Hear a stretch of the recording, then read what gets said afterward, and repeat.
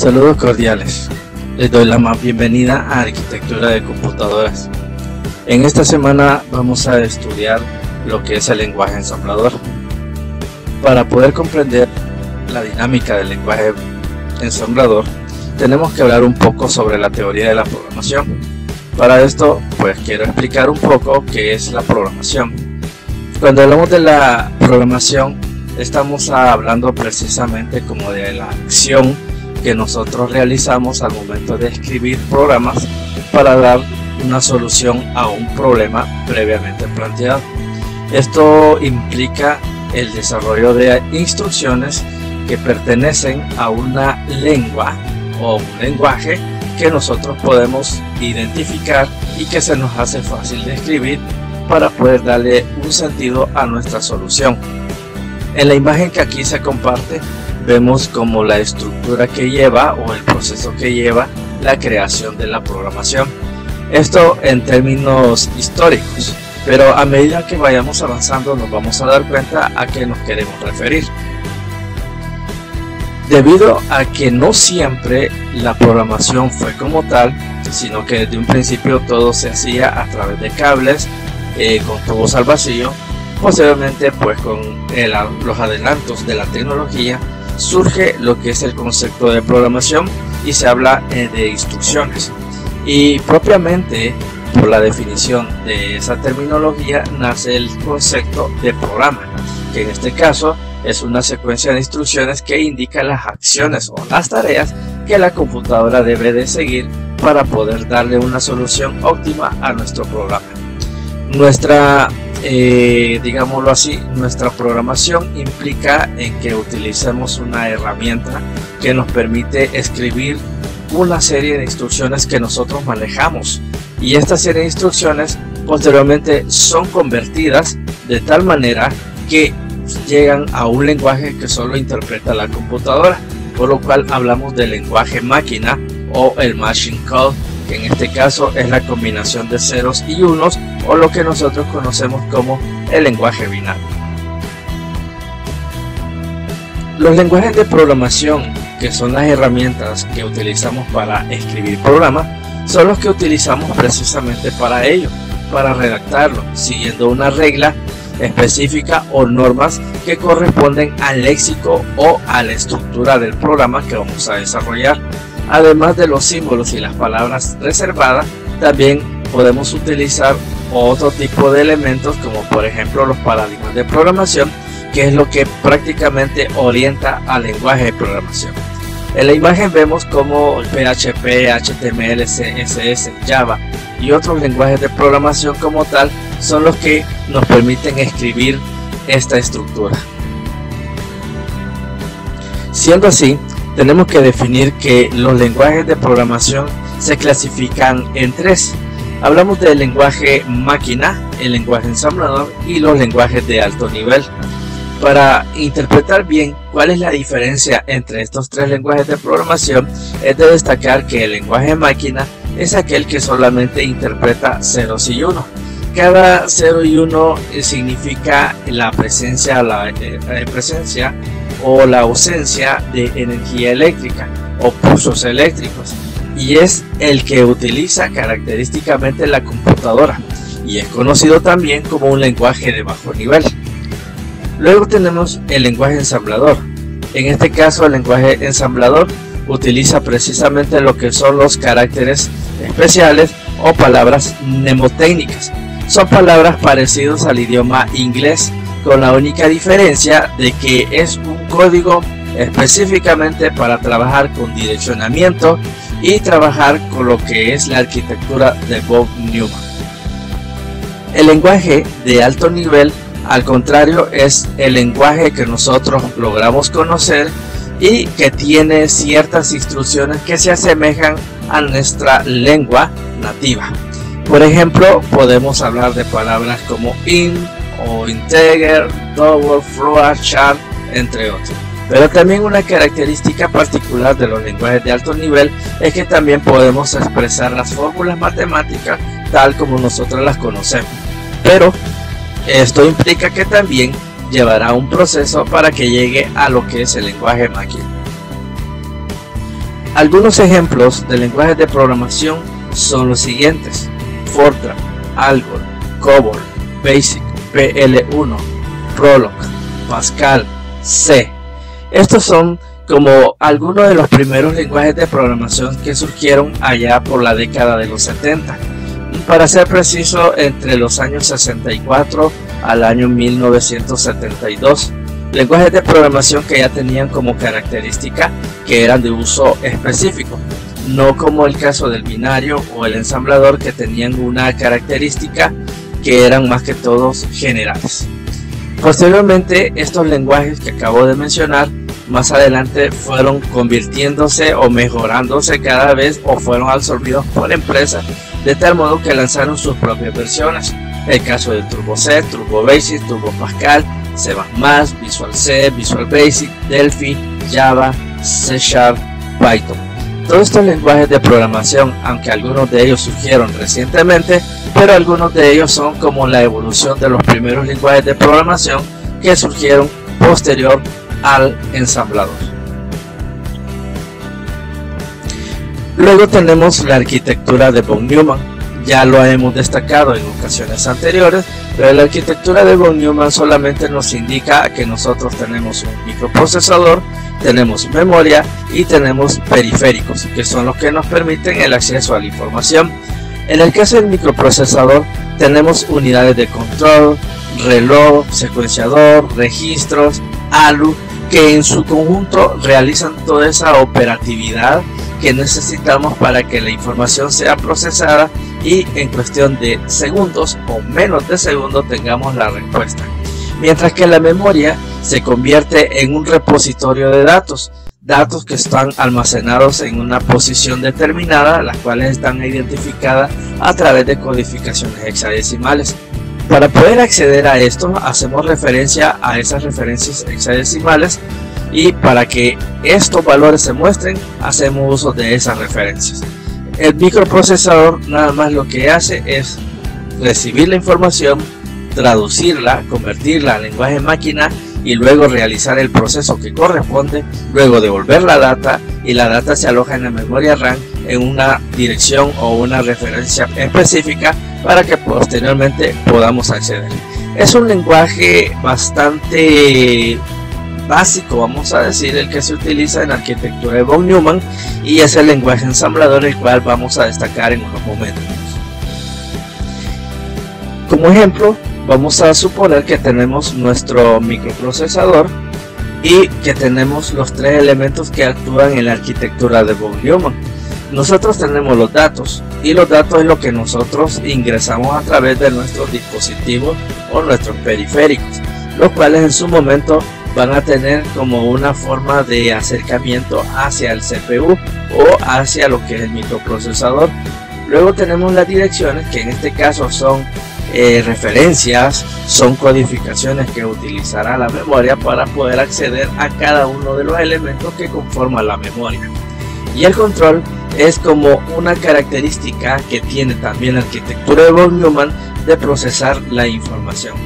Todo esto se realiza en cuestión de segundos o menos de un segundo, pero tiene como forma peculiar es que estos elementos están entrelazados entre sí, y esta misma forma de trabajar la tienen actualmente nuestras computadoras, por lo cual la arquitectura de von Neumann es una de las teorías que comúnmente se enseñan en la informática y en las carreras de computación, ya que esto nos deja una idea de cómo las computadoras trabajan actualmente, y que el microprocesador, para que realice todas esas operaciones, también tiene una serie de instrucciones, las cuales están generadas gracias al lenguaje ensamblador.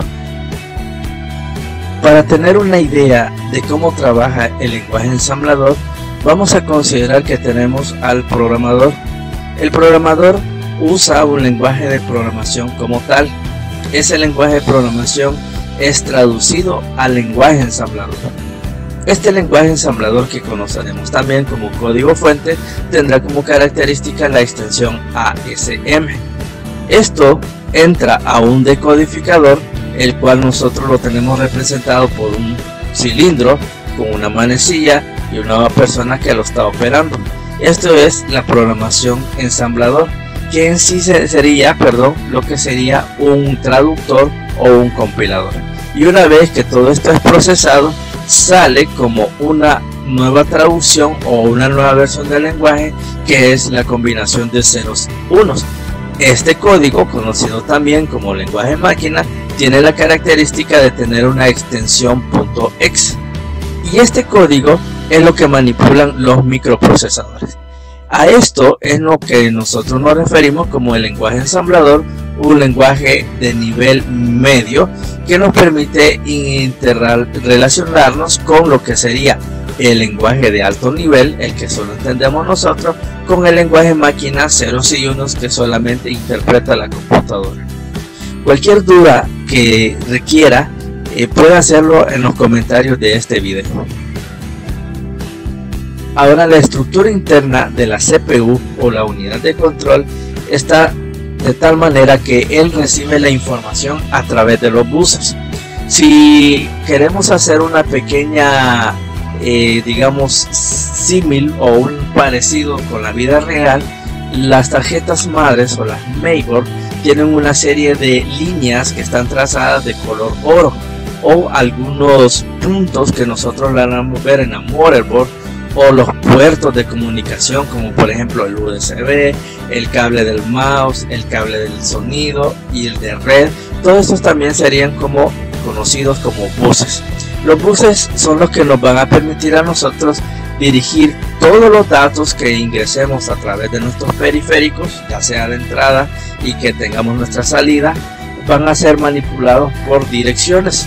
Estas direcciones tendrán en sí un elemento, un valor, el cual nosotros vamos a procesar, pero en el caso de nuestra CPU, nuestro microprocesador, él solamente entiende ceros y unos, por lo cual nuestro bus llevará todo lo que tengamos hecho en el lenguaje ensamblador ya de manera traducido al lenguaje máquina, y empieza a realizar los siguientes procesos.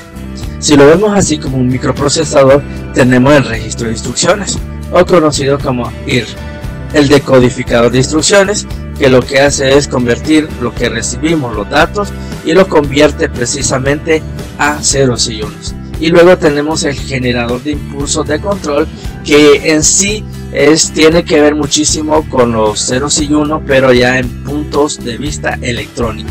Es decir, ¿qué sería para nosotros un 0 y un 1? Es como tener apagado la luz, un 0, encendido la luz, un 1. O la ausencia o la presencia de la misma en la computadora también puede interpretarse como un 0 y 1. Al final tenemos el control del programa, que lo que hace es como asignar al elemento ya traducido, procesado como tal, los ceros y unos, asignarle una dirección, la cual se va a ir a posicionar en la memoria RAM de nuestro computador. Esa sería como la analogía que daríamos en cuanto a la arquitectura de von Neumann con respecto a lo que tenemos con las computadoras digitales. Para tener también una idea, hay una gama de microprocesadores que conoceremos como los procesadores x86 o 80x86. Estos procesadores fueron creados en su momento por Intel, y cada uno de estos microprocesadores lleva una característica particular, y es una serie de instrucciones hechas con lenguaje ensamblador. Pero esto ha dado lugar a que el lenguaje ensamblador también haya tenido sus ciertas modificaciones, pero esto dependiendo de las especificaciones del microprocesador. Por ejemplo, un procesador 8086, vamos a decir que es un microprocesador de 16 bits, lo cual significa que estas fueron utilizadas en las primeras computadoras que tuvieron tecnología XT, lo que también nos quiere decir que es capaz de direccionar 1 megabyte de memoria y posee bus de datos de 8 bits. Esto es algo que tiene que ver con las velocidades de datos y la cantidad de datos que podemos manejar a través de este microprocesador, pero haciendo referencia a esto, es de considerar que lleva, digamos, como una velocidad por ciclos, y estaríamos hablando de un equivalente de a 3000 ciclos o a 3000 vueltas o giros que da para poder realizar las procesaciones, pero esto es por segundo. Y así logramos ver el 8086, que es un símil, o el 80188, el 186, y logramos ver que cada uno de ellos va cambiando de los 16 bits a los 32 bits, y algunos de ellos manejan de 16 a 32 bits. Esto, si ustedes lo quieren indagar por su cuenta, también lo pueden relacionar con los sistemas operativos en su momento. Los sistemas operativos que destacaron desde la generación del 8088 hasta el 8386 eran sistemas operativos del tipo MS2, sistemas operativos totalmente de consola, mientras que a partir del 486 o el 486 SX ya era una tecnología un poquito más avanzada, lo que significa que no necesariamente eran 16 bits, podríamos hablar de 32 bits. Para exponer un poco la situación, voy a explicarte cómo es el ciclo de desarrollo de un programa en lenguaje ensamblador. Primeramente editamos el código en fuente ensamblador y lo nombramos como por ejemplo hello.asm. Posteriormente hay un proceso en el cual se ensamblan todas las partes necesarias de tal manera que lo convierte a un lenguaje equivalente al lenguaje máquina y nos da como resultado el archivo objeto, el cual, si ya le asignamos el nombre de hello, cambia la extensión de ASM por el OBJ. Luego lo que hacemos es un enlace, es decir, ya traducido al lenguaje máquina, ya realizado todas las operaciones, y ese enlazamiento nos da como resultado el archivo ejecutable, el hello.exe. Luego lo ejecutamos y se efectúan todos los campos. Caso contrario, volvemos al ciclo en el cual pues volvemos a reescribir el código fuente, lo volvemos a ensamblar, se nos vuelve a generar el archivo hello.obj, se enlaza nuevamente y nos genera la aplicación o el ejecutable. Esta es la manera más común como se desarrolla el lenguaje máquina lenguaje ensamblador a lenguaje máquina.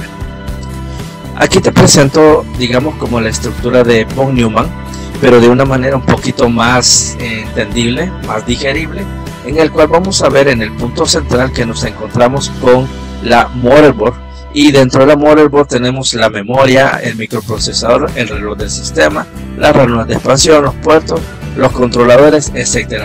Todo este círculo corresponde a lo que es el CPU. Luego tenemos los dispositivos de entrada, los dispositivos de salida y también tenemos los dispositivos de almacenamiento.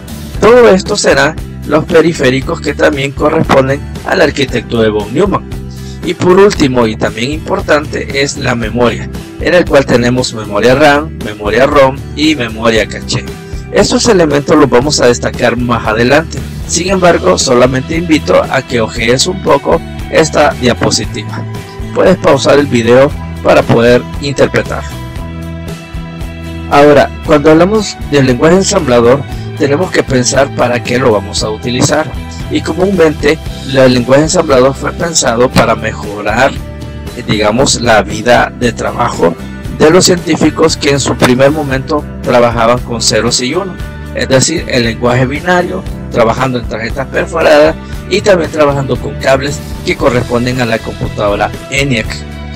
El ensamblador se caracteriza por utilizar símbolos mnemotécnicos y esto nos permite escribir programas de tal manera que son un poco más compactos y también en cierta medida comprensible por las personas. El lenguaje ensamblador en sí solo lo vamos a definir como un conjunto de símbolos mnemotécnicos, los cuales siguen unas reglas para su manejo. Y el ensamblador va a ser en sí como nuestra aplicación que nos va a permitir traducir todo partiendo del código fuente o del lenguaje ensamblador. Motivos para utilizarlo. Primero, la rapidez. El escribir un programa en lenguaje ensamblador, esto implica que podemos trabajar a nivel de hardware y eso lo hace más inmediato. Mayor control de la computadora.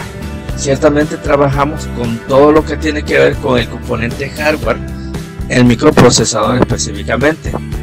Independencia del lenguaje. Bueno, no depende de librerías o framework u otros elementos que lo hagan funcionar como la mayoría de los lenguajes de alto nivel, por lo cual es independiente del lenguaje. Es decir, solo existe el símbolo mnemotécnico y en base a ello nosotros trabajamos y realizamos las operaciones.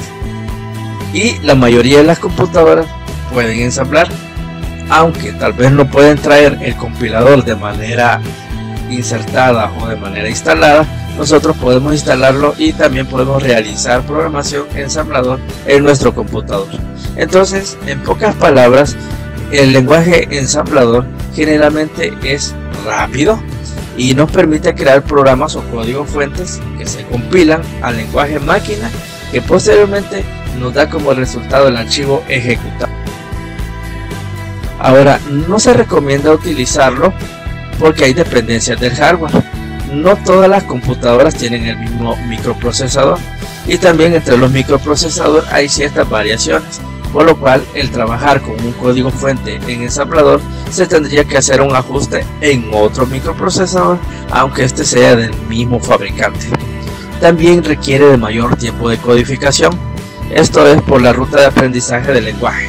Como no es un lenguaje común en la enseñanza, pero sí se puede aprender, difiere un poco de las dinámicas o de los paradigmas que manejan los lenguajes de alto nivel. Comprensión más profunda de la computadora. Esto nos invita a que conozcamos más sobre lo que es la arquitectura en sí de nuestra computadora. No tanto solo saberla armar y desarmar y agregarle nuevos elementos, sino que también conocerla a nivel de cómo vienen estructurados los buses de comunicación, cómo se dirigen los datos hacia la memoria RAM, cómo el procesador los procesa. Y también hay errores más frecuentes en el código fuente, y esto se debe a que no podemos evitar los errores. Siempre va a aparecer algún detalle y esto pues lo convierte en algo muy difícil. Ahora, ¿cuándo no utilizarlo? Bueno, va a depender de lo que usted pretende desarrollar. Utilizarlo si el programa debe controlar componentes internos de nuestra computadora, y no utilizarlo si usted requiere crear un sistema grande. Para este caso, mejor la recomendación es utilizar un lenguaje de alto nivel para que realice estos procesos que nosotros queremos a nivel de sistemas. La importancia del lenguaje ensamblador. Bueno, para hablar un poco sobre esto, pues tenemos que decir que se trabaja directamente con los microprocesadores. O sea, la programación de las instrucciones es a nivel o directamente con el microprocesador. Se pueden realizar cualquier tipo de programa, al igual que los lenguajes de alto nivel. Por supuesto que para poder realizarlo tendremos que dedicarle un tiempo para poder aprender este lenguaje y dominarlo lo suficientemente necesario para poder defenderlo. Sin embargo, no contaremos con una interfaz muy gráfica como lo que ofrecen algunos lenguajes de programación de alto nivel, por lo cual pues solamente se reconoce o se recomienda, más bien dicho, para poder trabajar al nivel del micro. Y los programadores en ensamblador pues ocupan menos espacio en memoria, lo que significa que no hay mucho, como por ejemplo si definimos una variable o un tipo de variable. En el caso de los lenguajes de alto nivel, eso significa reservas de memoria RAM, y eso es lo que implica que la computadora se ralentice. En el caso del ensamblador, nosotros podemos reservar direcciones, podemos reservar memoria, podemos colocar datos, pero sin embargo no necesariamente es que vamos a ocupar todo el espacio o el rango de valores que podemos aceptar, caso que sucede en los lenguajes de alto nivel. Eso lo hace quizás como uno de los lenguajes más importantes, aunque pues es a nivel. Ventajas, bueno, existe la velocidad, eso ya lo hemos destacado. Digamos que es más cercano a la máquina, es decir, más cercano al lenguaje 0 y 1, y eso es lo que lo hace más rápido. En cuanto al tamaño, pues es eficiente porque no ocupa mucho espacio en nuestra memoria, llamemos memoria RAM o disco duro. Flexibilidad, todo lo que se puede hacerse con una máquina puede hacerse también a través del lenguaje ensamblador. Es decir, usted tiene dominio de código binario, pues lo mismo que el lenguaje ensamblador, quizás un poco más entendible. Desventajas, bueno, se requiere mucho tiempo de programación, esto implica también aprenderlo. Los programas fuentes grandes, en este caso podemos hacerlos gigantescos, pero no significa que van a ocupar mucho espacio. Dificulta el mantenimiento de los programas. Bueno, al no tener como un manual de referencia o al no tener, digamos, muy claro qué es lo que estamos escribiendo, porque algunas variables sí nos darán la pauta, pero habrán otros elementos que no nos indican mucho, entonces por lo cual se dificulta su mantenimiento. Puede afectar directamente algunos recursos hardware. Eso pues va a depender muchísimo en gran medida qué es lo que nosotros estemos programando y con qué intenciones. Y también no existe la portabilidad. La portabilidad se refiere a que yo no puedo migrar el código fuente a otro micro, aunque sea del mismo fabricante, debido a que hay especificaciones muy diferentes. Entonces estas especificaciones eran muy estudiadas antes al momento de programar. Ahora en la actualidad no lo es. Hoy con solo comprar un microprocesador de alto rendimiento o de gama media o de gama baja o de diferentes marcas no nos afecta, porque realmente no pensamos en ese tipo de portabilidad.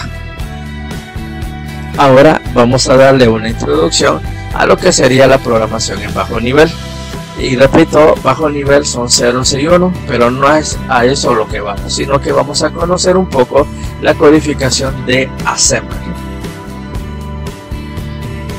Para tener muy clara la idea de lo que es el Assembler, tenemos que considerar también los esquemas de von Neumann. Recordemos que von Neumann nos dejó de herencia de que toda computadora digital debe poseer un CPU y debe de poseer periféricos de entrada y salida y debe poseer una memoria.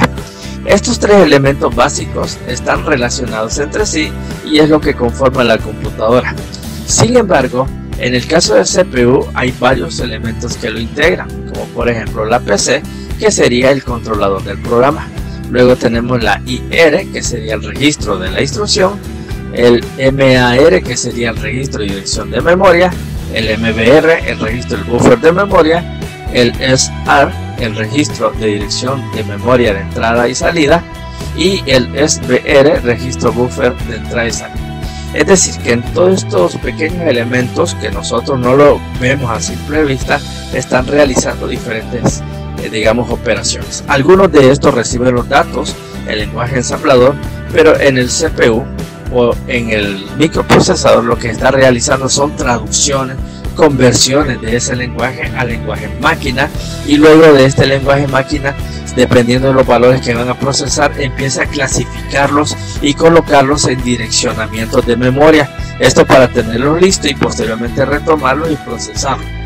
Todo este trabajo se hace en cuestión de ciclos, y 3000 ciclos es lo que puede realizar, digamos, operaciones una computadora. Es decir, en 3000 ciclos yo tengo una operación de inmediato, pero estos 3000 ciclos se ejecutan en un segundo.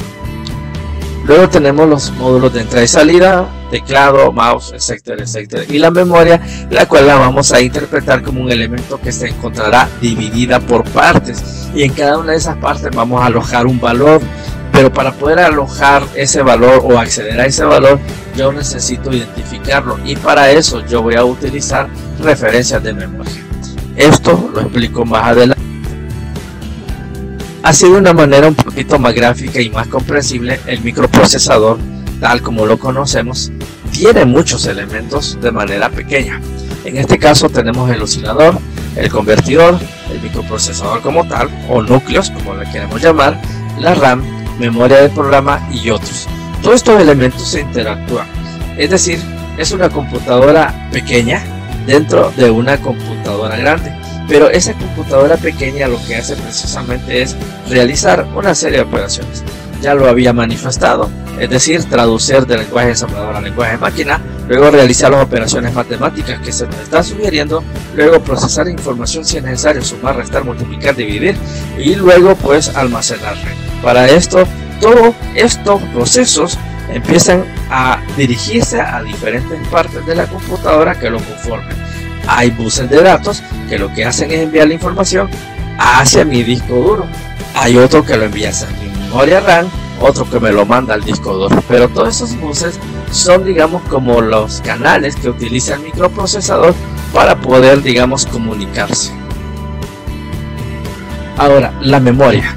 La memoria en este caso la vamos a considerar como aquel elemento donde vamos a depositar nuestros elementos, pero para poder acceder a ella pues vamos a hacer uso de direcciones de memoria. Para empezar, vamos a tomar ejemplo esta gráfica donde la memoria rápida es cara y lenta es barata.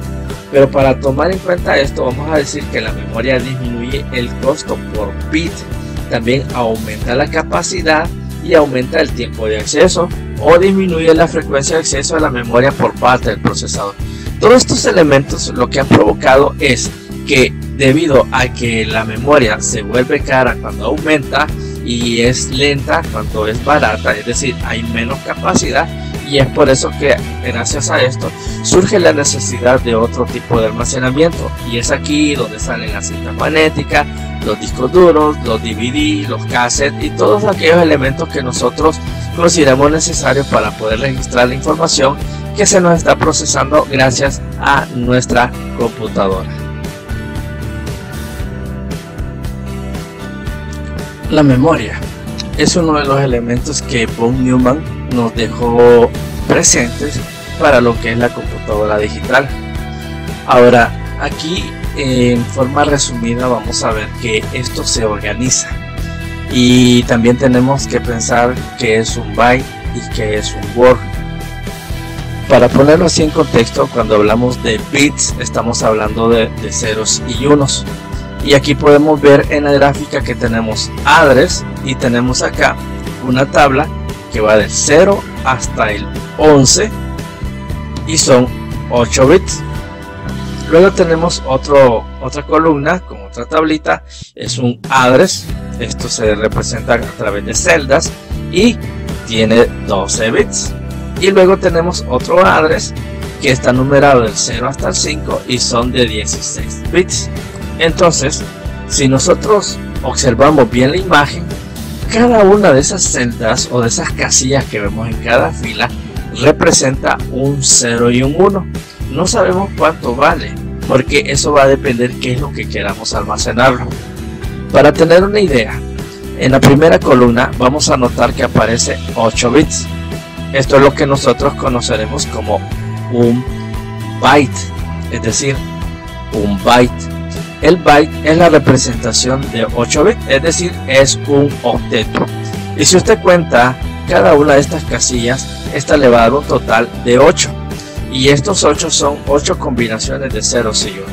Y lo mismo podemos decir para el caso de 12 bits y para el caso de 16 bits. Y esto significa que este es como un alto rendimiento para el almacenamiento de los valores.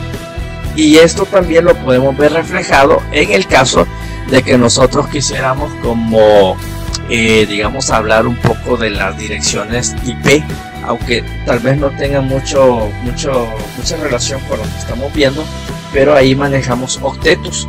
Una dirección, por ejemplo, 192.168.1.128, ahí estamos hablando de una dirección IP que utilizamos en la red para poder identificar una PC en una red. Sin embargo, esos números están separados por puntos, por eso es que nosotros lo leemos de esta manera: 192.168.1.128. Esa pausa son los puntos, pero cada uno de esos números, que si logramos verlos, son 4 números decimales. A esos números decimales es que comúnmente en redes le llamamos octetos, es decir, una dirección IP está contemplada por 4 octetos, y eso significa que para que sean octetos tienen que ser a nivel de bits, es decir, que el 192, el 168, el 1 y el 128, cada uno de estos números los vamos a convertir en binario, y de esta manera nos vamos a dar cuenta de cuántos octetos estamos utilizando, es decir, cuántos bytes. Luego tenemos que es word. Bueno, en este caso word lo vamos a interpretar como una palabra, nada más, y esto lo podemos secuenciar con una serie de bytes. ¿Por qué? Porque si un byte son 8 bits, con 8 bits yo puedo generar una letra, puedo generar un símbolo, un número, pero no puedo generar en este caso una palabra. Entonces para esto yo necesito más octetos o más de 12 o 12 combinaciones de 0, 1 o más 16 para poder yo convertir a palabras. La memoria caché en este caso lo que hace es lograr una velocidad de la memoria. Esto significa que nos ayuda a que sea más rápido. También nos permite obtener el tamaño y el precio de memoria menos costosos. Es decir, que si bien es cierto, nosotros tenemos CPU, tenemos memoria principal, RAM, ROM o lo que sea, las cachés serían como memorias auxiliares que nos van a ayudar a tener más velocidad, tanto en las memorias RAM mismas como también en el microprocesador. Por lo cual, cuando ustedes escuchen que un microprocesador, una tarjeta de video o de sonido tiene caché, eso significa que tienen memorias auxiliares, con la finalidad de que estos sean más rápidos o sean más accesibles. En este caso, el principio significa que la localidad espacial de referencia accede a una palabra de memoria. Por ejemplo, es muy probable que el próximo acceso sea la vecindad de la palabra anterior. O el principio temporal. Cuando se accede a una posición de memoria, es muy probable que un lapso de tiempo corto, dicha posición de memoria sea accedida nuevamente.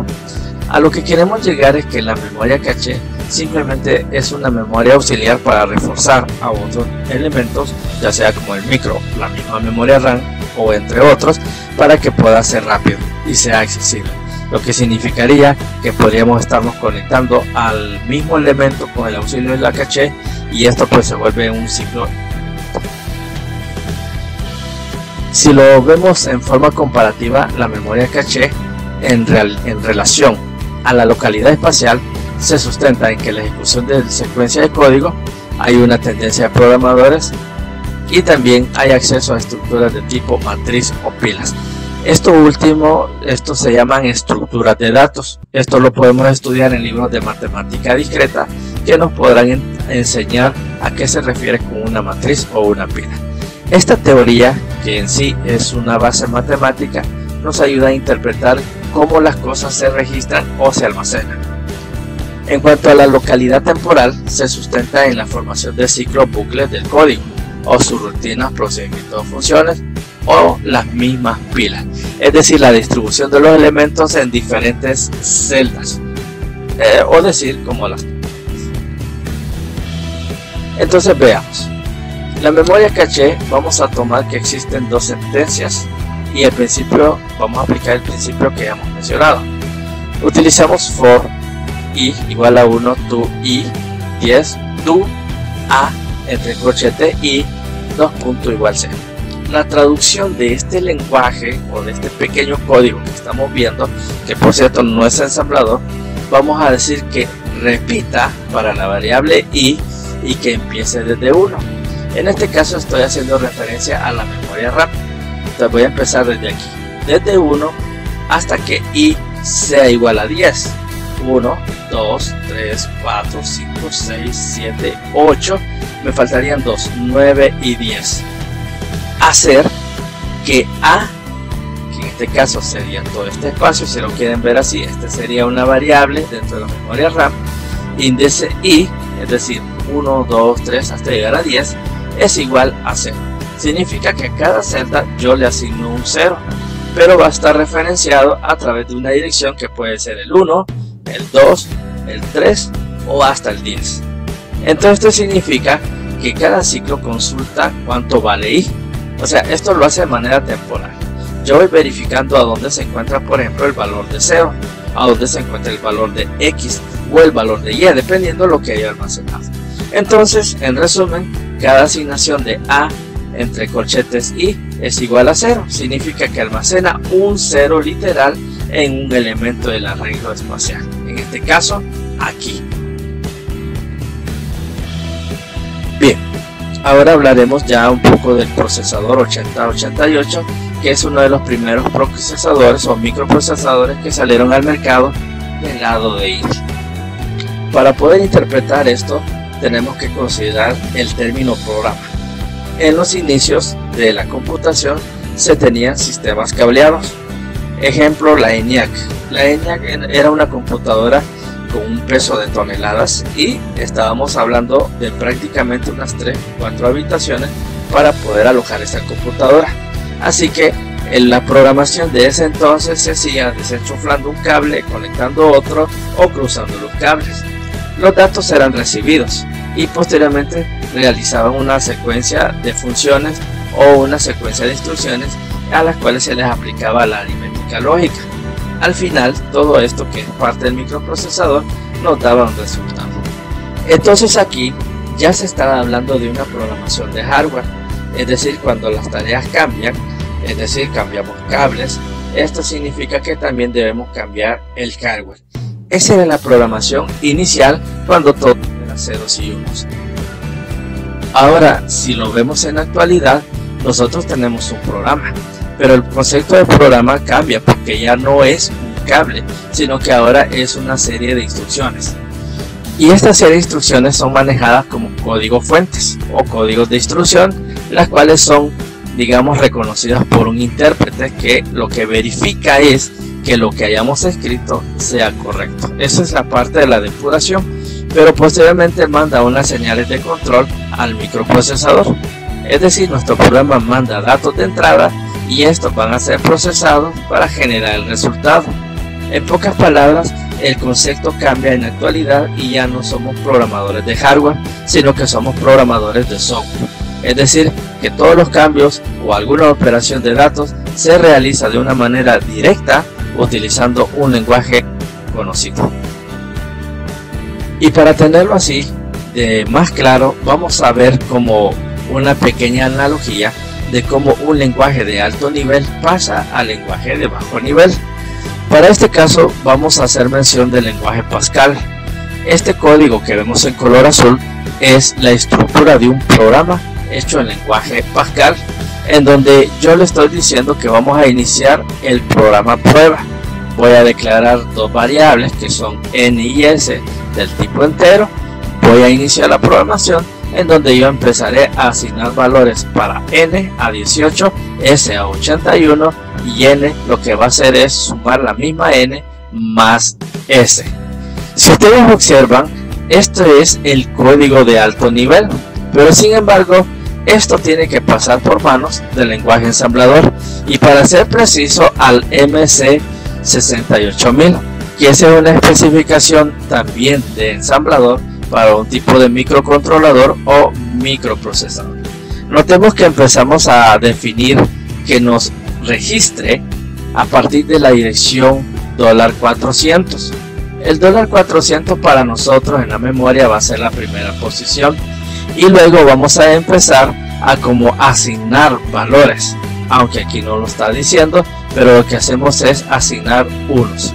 Luego vuelvo a redirigir otra dirección, que en este caso va a ser en la posición 500, y lo que voy a hacer es registrar los valores, es decir, que voy a mover el valor de 18 hacia n, 81 hacia s, y la idea es que me le asigne estos valores, y estos valores van a ser almacenados precisamente acá en ciertas posiciones. Y aquí tenemos de 500, 506, 500C, y así podemos hablar de otras posiciones. Estos son como los índices de reconocimiento de nuestra pila, de nuestra tabla o de nuestra matriz de datos.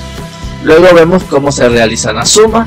La suma se realiza en la dirección $510, y así vemos cada uno de los procesos. Pero esto es nada más una pequeña conversión al lenguaje máquina. Una vez que ya tenemos estos valores, y ojo, solo son direcciones, no aparecen los valores que manejamos en un principio, pero estos valores van a estar almacenados, esta es la dirección del control, van a estar almacenados en la memoria, para lo cual va a haber una dirección también de posición que manejará la memoria. Si lo quieren ver en sí, la memoria RAM manejará estos diferentes valores, y ahí van a estar alojados las direcciones $500, $506, 500C y todo lo que corresponde al código que escribimos al principio. Y para poder acceder a los valores de esta memoria, nosotros tenemos que hacer un programa que nos permita realizar la consulta pertinente. Este sería como el proceso de poder crear un programa en lenguaje ensamblador o lenguaje de alto nivel como Pascal, convertirlo en ensamblador y luego en máquina, y luego almacenar esos datos de máquina en direcciones de posición de nuestra memoria.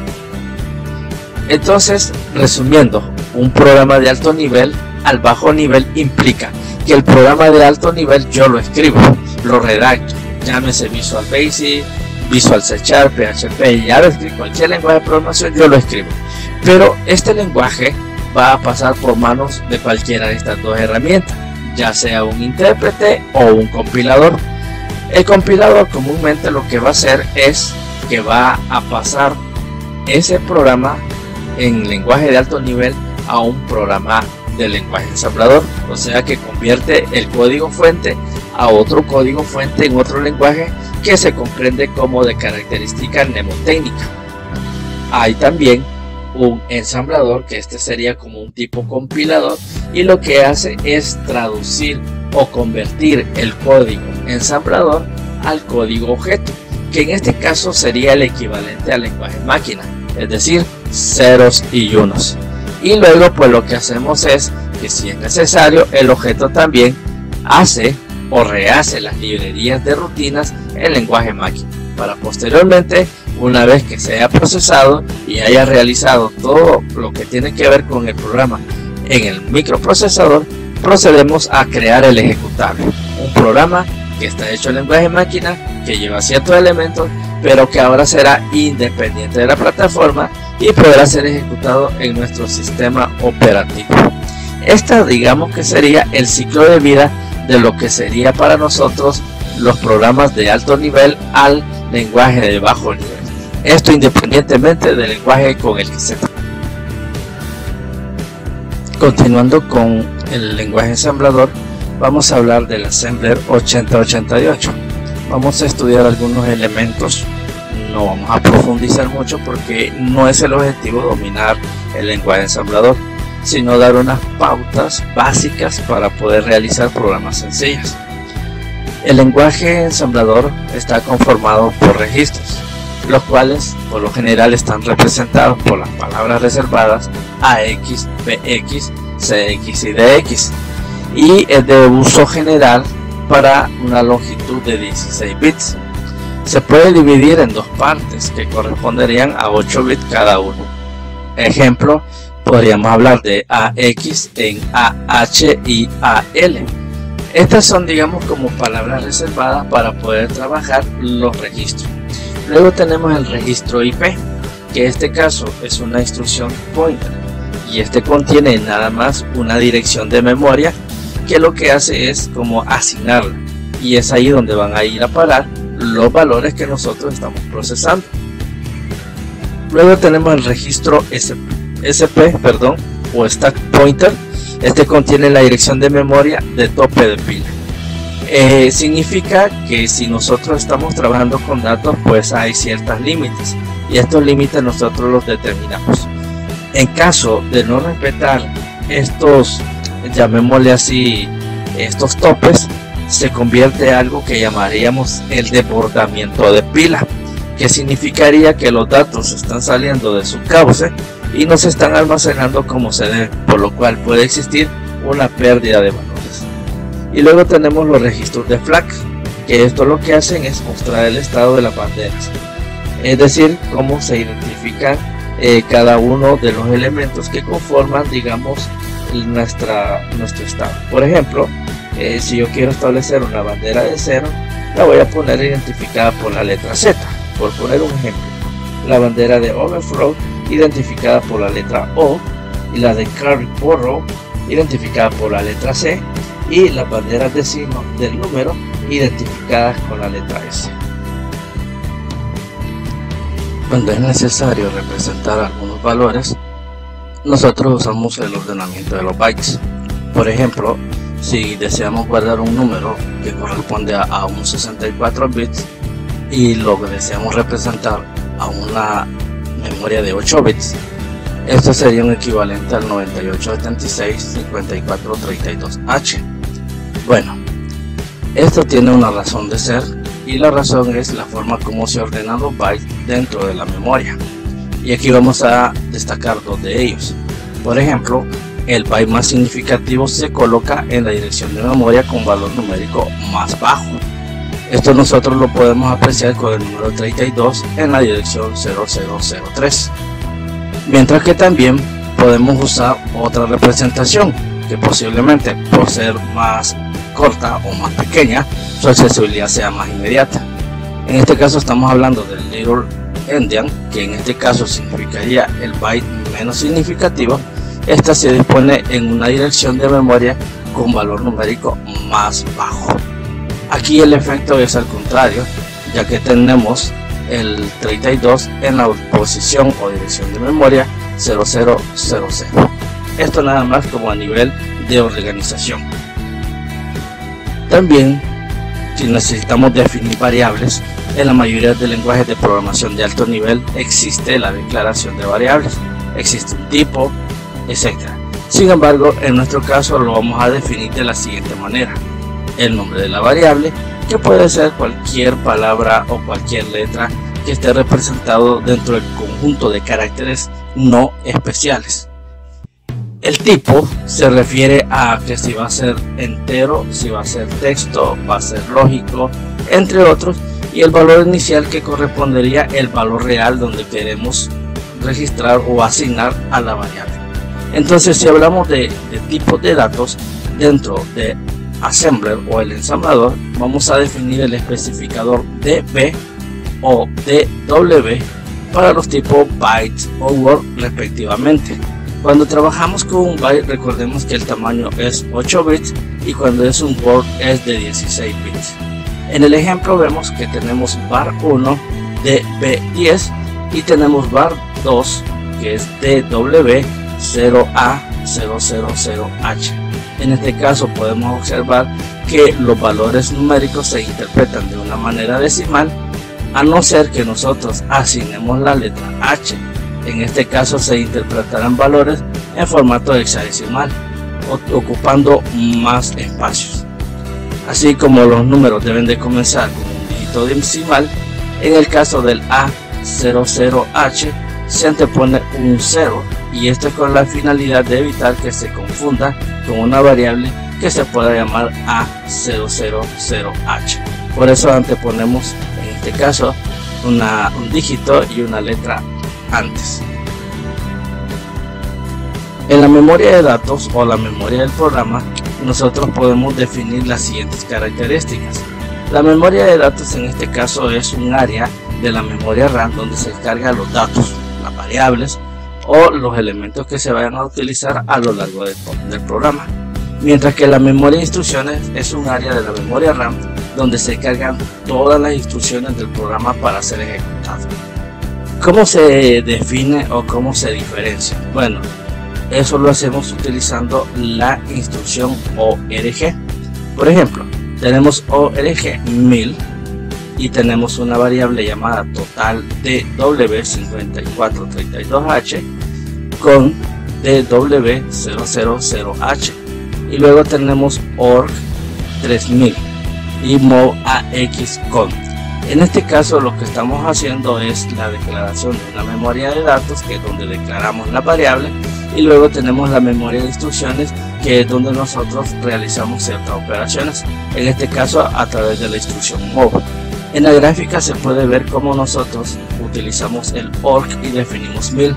Significa que partiendo de esa dirección de memoria vamos a seguir guardando elementos hasta la 1000 o, por poner así, 2999. Ahora, en el caso del ORG 3000, lo que estamos haciendo es el movimiento de una variable, que en este caso es el valor de la variable de cont, y esta se posicionará en la dirección 3000. Al igual, la 3000 tiene una forma correlativa de su valor. Significa que en ese rango de direcciones nosotros vamos a ir alojando valores que corresponden ya sea a datos o valores que corresponden a memorias o instrucciones. Tenemos algunos modos de direccionamiento. Para esto no voy a ser muy extensivo, y para lo cual pues puedo solicitarles que hagan una pausa en su pantalla para poder ver cómo funciona esto. Tenemos por ejemplo el MOVAX 1000H. Esto significa que es de inmediato, el operando contiene información sobre lo que hay que operar. Esto es más que todo para localizar registros. Luego tenemos dirección de memoria absoluta, que en este caso sería MOVBL par byte. En este caso contiene una dirección de memoria exacta donde se encuentra el operando.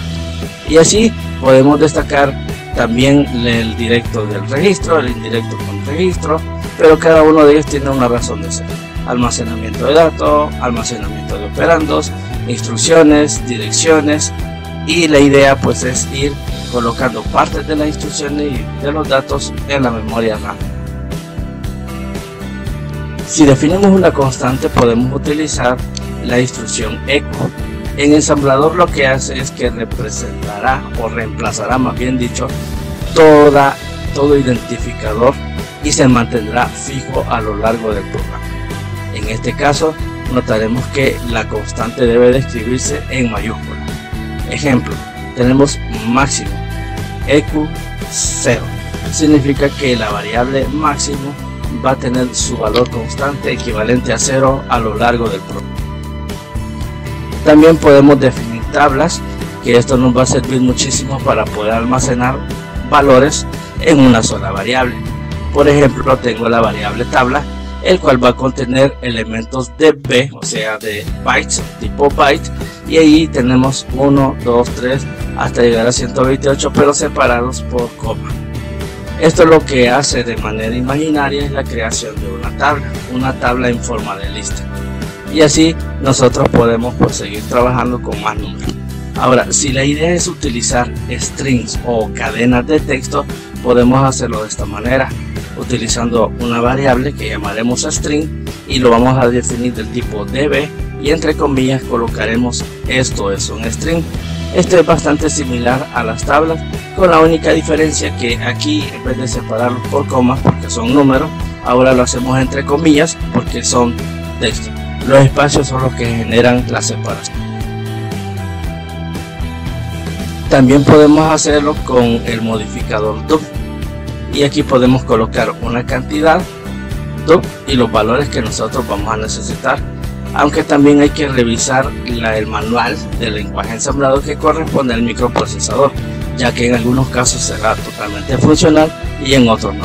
Recuerden que las especificaciones del microprocesador, o por lo menos en los primeros microprocesadores que salieron, las especificaciones denotaban también con qué comandos o instrucciones podemos operar. Ejemplo, tenemos cantidad EQ10, es decir, la palabra cantidad alberga el valor de 10.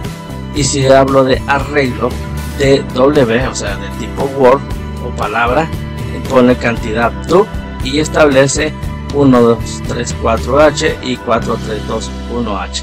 Es decir, que va a rellenar con estos dos valores el arreglo que contendrá el valor de cantidad, que en este caso serían 10 posiciones. Y aquí tenemos más instrucciones. También igual recomiendo hacer una pausa para que veamos cómo se define la estructura, cómo es que se va a escribir. Todo esto solamente son como instrucciones que podemos utilizar directamente dentro del lenguaje ensamblador. También este otro que está un poco más relacionado con el aspecto aritmético lógico. Aquí encontramos comandos como add, addc, sub, cmp, neg, que todo eso tiene que ver muchísimo con la operatividad a nivel de matemáticas.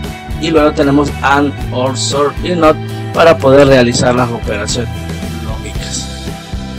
Tenemos las instrucciones de control también, que nos van a permitir como definir algún tipo de condicionamiento. Todo esto, repito, es para poder trabajar las instrucciones para nuestro microprocesador y también que estos se almacenen en la memoria RAM. Veamos cómo funciona la instrucción org o org. Primero vamos a definir org en la posición 1000H, luego la variable contador del tipo w que va a contener 1, 2, 3, 4H.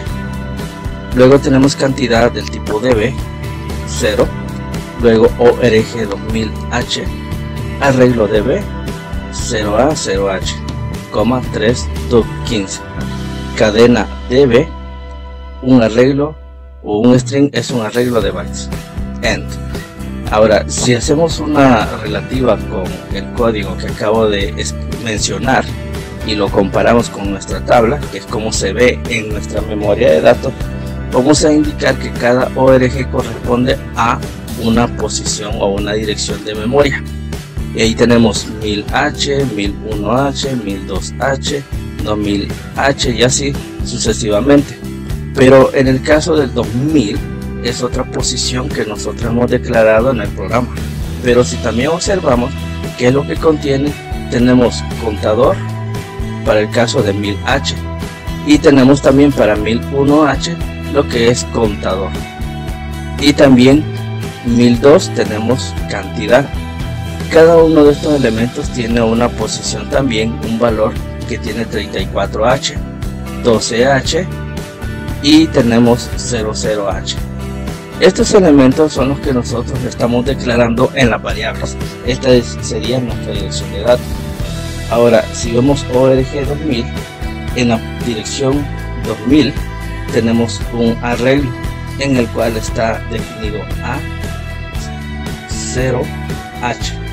Luego también en la 2001 tenemos arreglo y tenemos 0FH.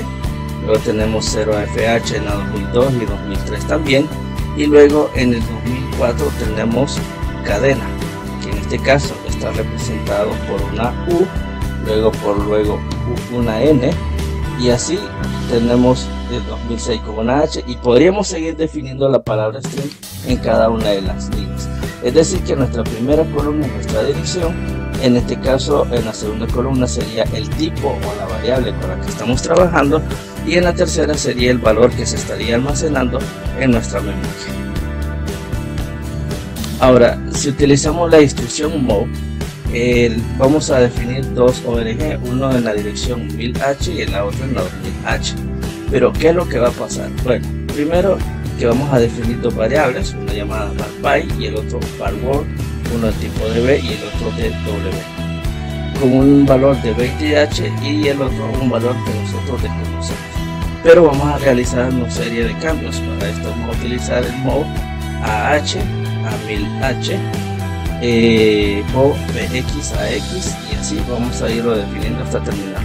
¿Qué es lo que estaría sucediendo? Bueno, lo que estaría sucediendo es que en el índice 0, y en este caso yo estaría trabajando en la posición 00 a h, ojo, luego a L00H. Esto es un array, es una matriz.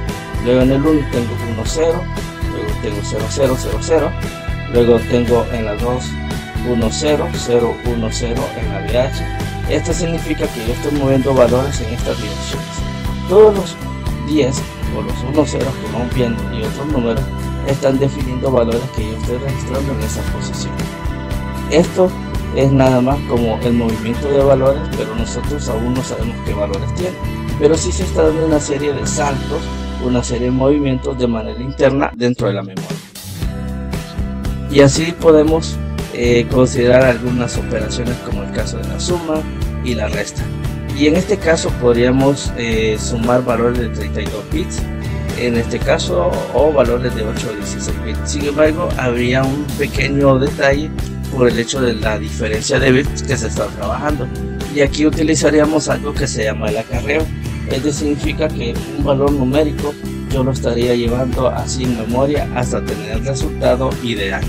Para este caso yo recomiendo que repase en la conversión de sistemas numéricos y también las operaciones de números binarios. Luego tenemos ADC, que en este caso es para trabajar con el acarreo. Aquí también de la misma manera declaramos variables, definimos las ORG, definimos las direcciones de datos y las direcciones de memoria, y qué es lo que va a suceder cada vez que yo realice una operación. En este caso, a través de move, add, suma, move movimiento, ADC, que sería el acarreo. Esto cuando trabajamos con restas, esto se va a ir manifestando en las direcciones. Esto, para poder interpretarlo, lo vamos a ver en una parte que se llama la simulación. El operador offset permite obtener simplemente la dirección de memoria, o esto significa la etiqueta. Por ejemplo, yo tengo la palabra total. Esto es una memoria y esto está en una dirección de memoria llamada 2034H. Esto significa que al colocar offset total, el lenguaje ensamblador reemplaza la palabra offset total por la dirección 2034H. Esto es nada más para saber dónde está almacenado el contenido de la variable total. Y ahora pues vamos a hablar un poco de lo que sería un pequeño simulador. Un simulador que va a llevarnos o transportarnos al mundo o a los momentos en los cuales se realizaba la programación de ensamblador. Para esto yo te invito a que busques Bouncing en el buscador de Google.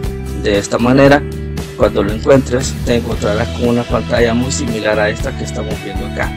El icono que sería 0110 y la palabra Bouncing. Este tipo de herramienta, aunque no es un lenguaje ensamblador, sino que esto es una programación, el lenguaje de alto nivel, pero nos da una idea cómo se programa basándose en las especificaciones del procesador 8088. Así que invito a que lo busques. Una vez que encuentres Bouncing en la web y estés adentro, vas a encontrar dos áreas. Una área donde encontraremos la edición del código y luego un área donde podemos comprobar y ver qué es lo que realiza nuestra aplicación. En este caso, Bouncing solo lo vamos a definir como un simulador que se utiliza específicamente nada más para investigación, y lo que trata de hacer es un modelado de cómo el lenguaje ensamblador se comporta utilizando la arquitectura de von Neumann, y esto lo hace realizándose a través de palabras mnemotécnicas. La idea es simular los procesos, vamos a decir procesos industriales, procesos de logística, servicios, entre otros. En este caso, Bouncing nada más nos permite crear, digamos, toda esa trazabilidad de lo que conlleva la programación del ensamblador, es decir, desde donde yo declaro las variables, como los procesos y cómo los despliego. Así que te invito a que ingreses a la URL que corresponde a Bouncing. Y aquí tenemos la estructura. Por ejemplo, vamos a suponer que queremos realizar una pequeña operación. La idea es transferir datos y lo haremos utilizando la instrucción move. La idea es ver cómo se comportan los direccionamientos de memoria para hacer referencia a sus operandos. Y luego vamos a ejecutar y analizar el funcionamiento de esta instrucción con el simulador que corresponde a MSX88, o es decir, el Intel 8088. Y para esto vamos a observar el flujo de los datos, cómo es que estos viajan a través de los diferentes buses que están dentro de la arquitectura de computadora. Según la arquitectura de von Neumann, tenemos bus de datos, bus de direcciones y bus de control. Así que para esto te invito a que pauses el video y puedas copiar este código que aquí comparto. Este código nada más tiene como objetivo hacer una pequeña verificación cómo funciona, pero una vez que lo hayas terminado, sugiero que le des clic en el botón iniciar. Al hacer este proceso se despliegan tres opciones. Puedo hacer la ejecución de un ciclo, es decir, probarlo solo una vez, luego probar una instrucción, o es un paso a paso, o también iniciar todo o ejecutar todo hasta el final. Este último me permite tener una panorámica como todo este programa realiza todos los movimientos necesarios dentro de los diferentes buses y los elementos que conforman el microprocesador, y también cómo se está auxiliando de la memoria. Recomendaría que al momento de hacer la ejecución observe cómo desarrolla esta parte y saque sus conclusiones. Este es el esquema, digamos por default, que trae lo que sería Bouncing. Aquí tenemos nuestro microprocesador, donde están todas sus características, sus operaciones, sus ALU, su USP, o sea, todos los elementos que conforman el microprocesador a nivel interno.